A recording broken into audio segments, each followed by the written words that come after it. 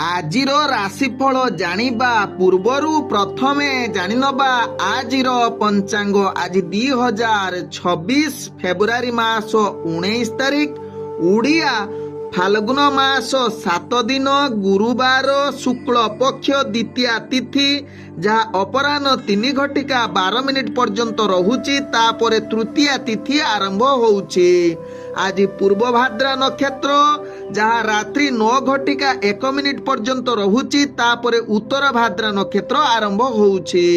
ଆଜି କୁମ୍ଭ ରାଶିରେ ଚନ୍ଦ୍ର ଅବସ୍ଥାପନ କରି ରହୁଛନ୍ତି, ଯାହା ଅପରାହ୍ନ 3 ଘଟିକା 5 ମିନିଟ୍ ପର୍ଯ୍ୟନ୍ତ।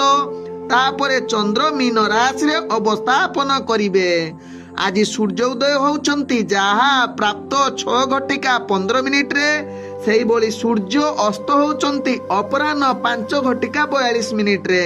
ଆଜି ଯୁଗ୍ନି ରହିଛି ଉତ୍ତର ଦିଗେ, ଅପରାହ୍ନ 3 ଘଟିକା 12 ପରେ ଯୁଗ୍ନି ଅଗ୍ନି କୋଣରେ ରହିବ।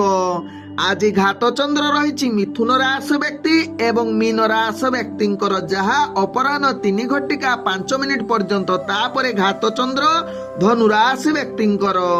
ଆଜି ଘାତ ବାର ରହିଛି ତୁଳା ରାଶି ବ୍ୟକ୍ତି ଏବଂ କୁମ୍ଭ ରାଶି ବ୍ୟକ୍ତିଙ୍କର। ଆଜି ମୃତ ବ୍ୟକ୍ତିଙ୍କର ଅପରାହ୍ନ 3 ଘଟିକା 12 ମଧ୍ୟ ରହିଛି 2 ପାଦ ପୁଷ୍କର ଦୋଷ। ତାପରେ ରାତ୍ରି 9 ଘଟିକା 1 ମଧ୍ୟ ରହିଛି 1 ପାଦ ପୁଷ୍କର ଦୋଷ। ଫଳ ରହୁଛି ବଂଶହାନି ତତ୍ସହିତ ପଶୁହାନି। ଆଜି ଦ୍ୱିତୀୟାରେ ଶ୍ରାଦ୍ଧ ନିଷିଦ୍ଧ ଖାଦ୍ୟ ରହିଛି ବୋଇତ କଖାରୁ ତତ୍ସହିତ ପୁଟୁଳ ଭୋଜନ ନିଷେଧ ରହିଛି। ଆଜି ହେଉଛି ଶ୍ରୀ ରାମକୃଷ୍ଣ ପରମହଂସଙ୍କର ଜନ୍ମ ଜୟନ୍ତୀ। ତତ୍ସହିତ ଆଜି ଛତ୍ରପତି ଶିବାଜୀ ମହାରାଜଙ୍କର ମଧ୍ୟ ଜନ୍ମ ଜୟନ୍ତୀ ଉତ୍ସବ। ଆଜି ଶୁଭ କାର୍ଯ୍ୟ ରହିଛି, ଯାହାକି ରାତ୍ରି 2 ଘଟିକା 45 ପରେ ବିବାହ ପାଣି ଗ୍ରହଣ ଉତ୍ସବ ରହିଛି। ଆଜିର ଅଶୁଭ ବେଳା, ଯାହା ଦିବା 1 ଘଟିକା 27 ରୁ ଦିବା 2 ଘଟିକା 54 ମଧ୍ୟ ରହିଛି ରାହୁ କାଳ। ସେହିଭଳି ଦିବା 3 ଘଟିକା 43 ରୁ ଅପରାହ୍ନ 5 ଘଟିକା 42 ମଧ୍ୟ ରହିଛି କାଳ ବେଳା ସହିତ 12 ବେଳା।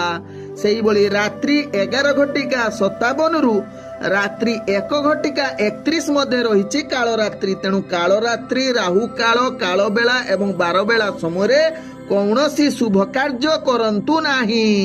ଆଜିର ଶୁଭ ବେଳା, ଯାହା ପ୍ରାପ୍ତରୁ ଦିବା 7 ଘଟିକା 49 ମଧ୍ୟ ରହିଛି ଶୁଭ ବେଳା। ସେହିଭଳି ଦିବା 9 ଘଟିକା 14 ରୁ ଦିବା 12 ଘଟିକା 38 ମଧ୍ୟ ରହିଛି ଶୁଭ ବେଳା। ତେବେ ଚାଲନ୍ତୁ ଜାଣିବା ଆଜିର ରାଶିଫଳ, ଯାହା ଚନ୍ଦ୍ରଗୋଚର ଗଣନା ଦ୍ୱାରା ଜାଣିବା ମେଷ ଠାରୁ ମୀନ ରାଶି ପର୍ଯ୍ୟନ୍ତ।